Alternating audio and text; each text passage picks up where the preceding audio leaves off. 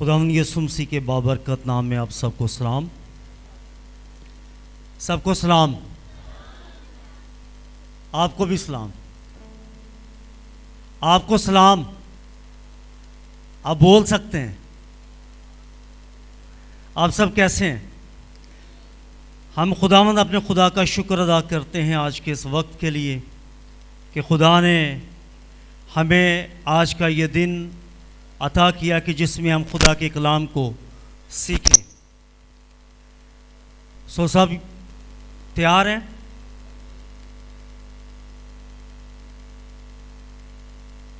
میرا آپ سے سوال ہے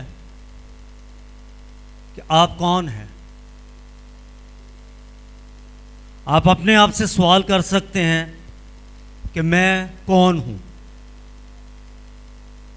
اپنے آپ سے پوچھیں کہ میں، آواز آنی چاہیے آپ کی. میں آپ سے بات کر رہا ہوں، آپ مجھے جواب دیں گے. کیونکہ سب یہاں پہ نوجوان بیٹھے ہیں اور نوجوان جو ہیں یہ خدا کی نگاہ میں بہت گراں قدر ہیں.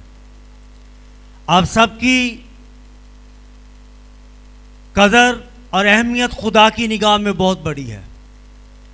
یاد رکھیں کہ اس سے پہلے کہ خدا دنیا کا آغاز کرتا، خدا نے جب ساری چیزیں بنی نوع انسان کے لیے بنائیں تو اس کے بعد جب انسان کی باری آئی تو اس دنیا کا جو آغاز ہے وہ خدا نے نوجوانوں سے کیا. نہ بچوں سے کیا، نہ بزرگوں سے کیا، بلکہ دنیا کا آغاز نوجوانوں سے ہوا. کیونکہ خدا کی نگاہ میں نوجوان جو ہیں یہ بہت اہمیت کے حامل ہیں اور ان کی اہمیت اور ان کی قدر خدا کی نگاہ میں بہت زیادہ ہے. اس لیے آپ سب بہت اہم ہیں. آمین.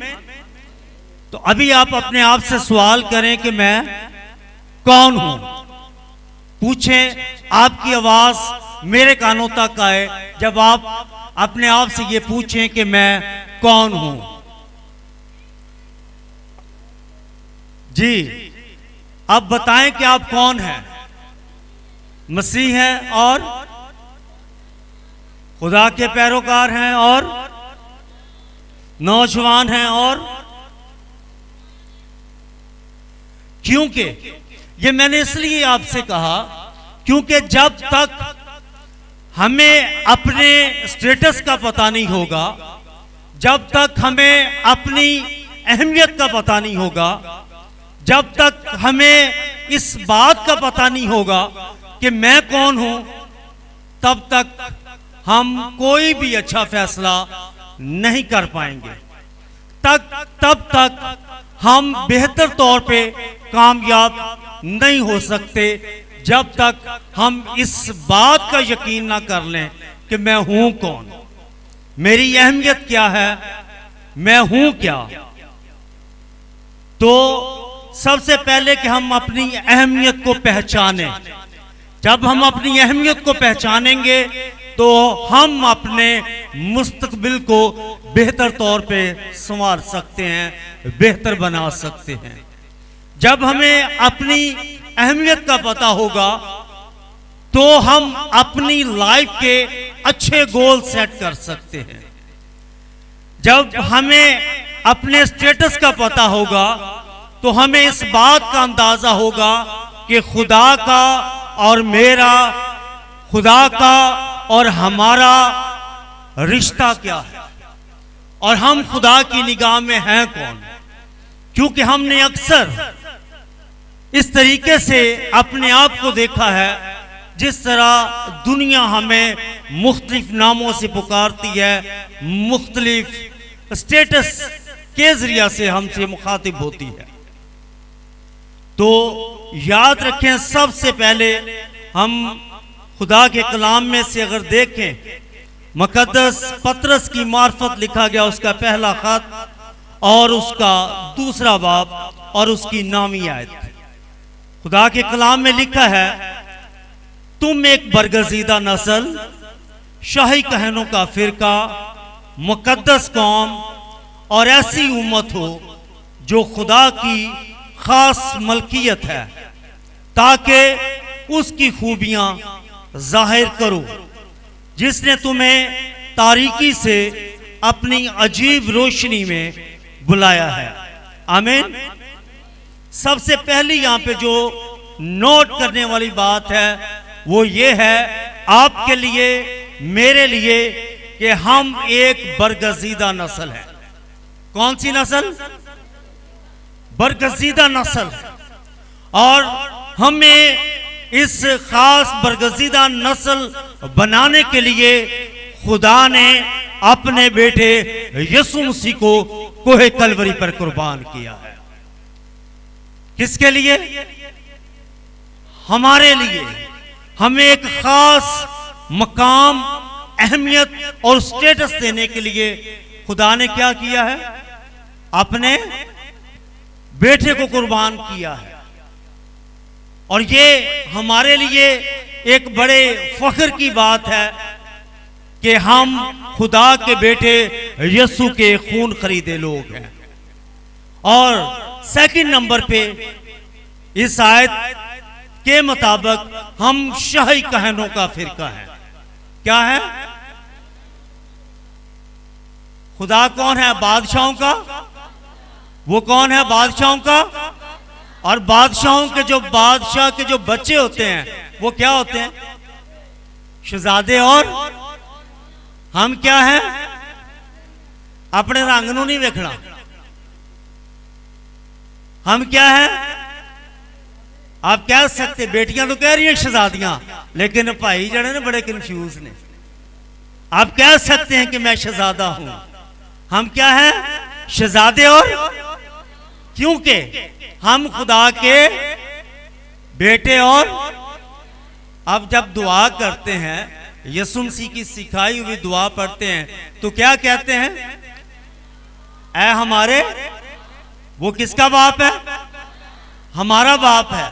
تو پھر جب وہ ہمارا باپ ہے تو ہم اس کے کیا ہوئے؟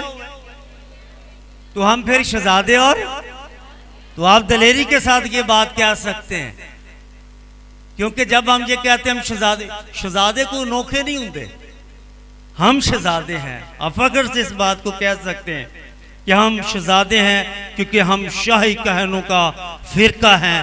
ہمارا سٹیٹس بہت بڑا ہے۔ کس کی نگاہ میں؟ خدا کی نگاہ میں۔ اگر خدا کی نگاہ میں ہمارا سٹیٹس بہت بڑا ہے تو یاد رکھیں کہ جس معاشرے میں آپ رہتے ہیں اس معاشرے میں بھی آپ کا سٹیٹس بہت بڑا ہے۔ اگلی بات، ایسی امت ہو جو خدا کی خاص ملکیت ہے۔